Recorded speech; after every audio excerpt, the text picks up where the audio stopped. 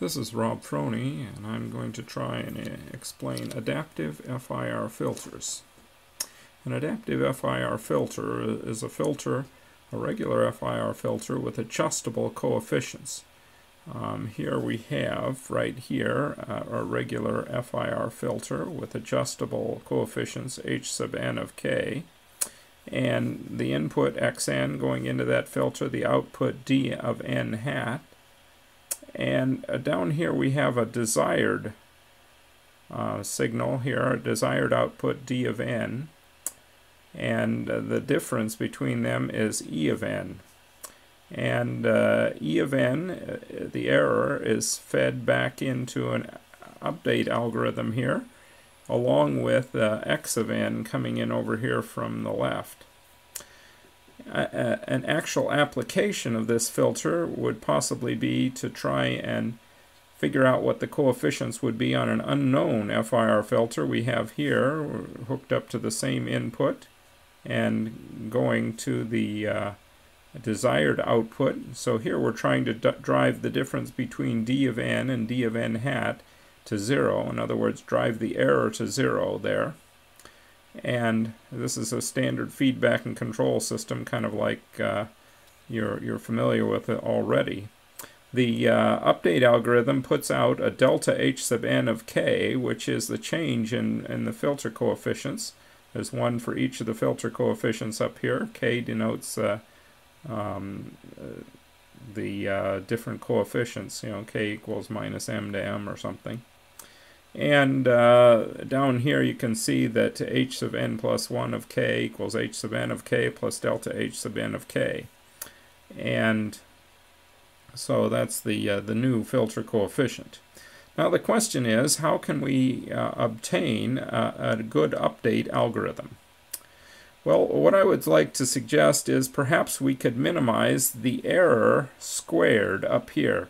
The reason we do error squared is in general it's easier to minimize error squared than it would be absolute value of error, and you certainly wouldn't want to minimize just error, because you'd go toward drive error toward negative infinity. So what we want to do is minimize the squared error there. Maybe we could do that at every step. So let's just look at what the error depends on. It depends on these h sub n of k's here, and of course on the input, and also of course on what your desired input output is here, and so that's how that all works. Now what we'd like to do is we'd like to make a way of adjusting those h sub n of k's. So what if we were to kind of look at the errors? Let's just suppose here, that we have only k equals 0 and 1. Suppose there are 2 filter coefficients. Now I'm only doing 2 because that's easy.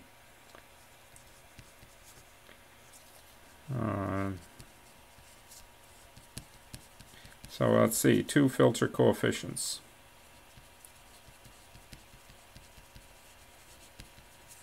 That'll be h sub n of 0 and h sub n of 1. So if you were to look at, you could make a little graph of these things here, and it would look something like this. Here would be h sub n of 0, and here's h sub n of 1. And if we were to make a contour plot of e squared of n, maybe it would go down into a little hole down here. And so what we'd like to do, if we start out at a certain point, say maybe right here, we'd like to end up down there in that hole by making some little discrete steps. So what we'd like to do is use the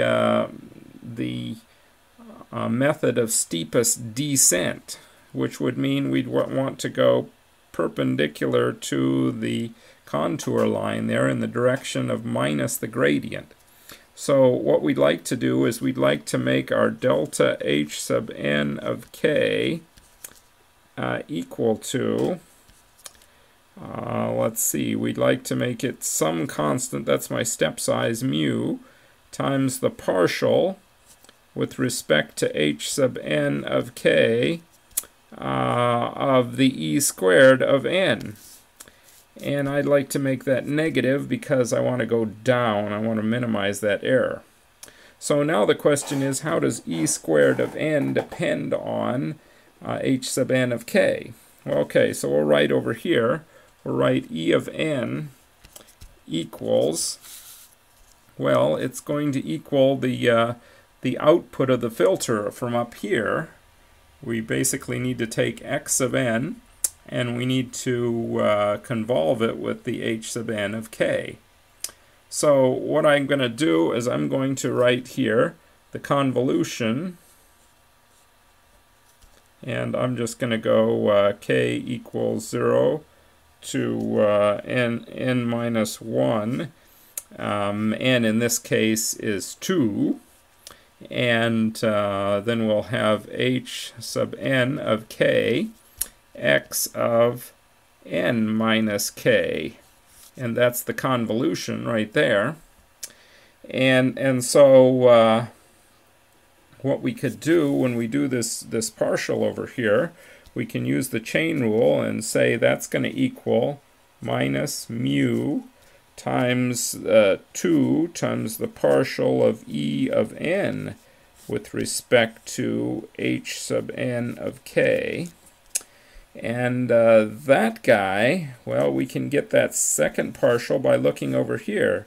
This dude right here becomes the partial of e of n with respect to hn of k. What is that going to be? Well, if you look it up here at this thing, if I'm going to do it with respect to the hn of 0 term, there's actually two of these to do, one for k equals 0 and one for k equals 1. So if I do that with respect to the 0th term, the only sum that has an hn of 0 is the first term. So in general, this will be just the x of n minus k, the coefficient of the kth term there. So I can pop that guy in. Whoops, I forgot something. Well, when I did this over here, I forgot there is an e of n that I should have put in here. So I need e of n. When you take the derivative of something squared, it's 2e of n, and then times the partial of en with respect to hn of k. So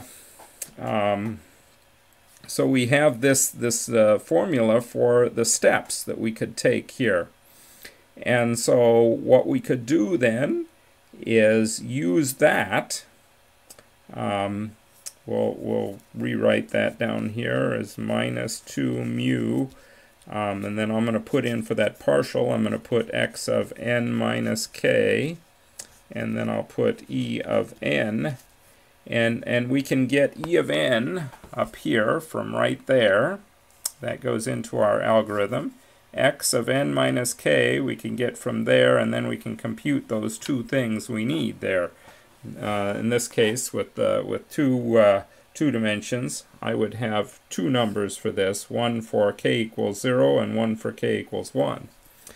And of course, if you have more dimensions, in other words, more coefficients in your filter, then you'd have more of these delta h sub n of k's, it would go over a wider range. Well, I think that's probably enough for right now. You look this over and see if you can understand what I really did here. And I wish you the best.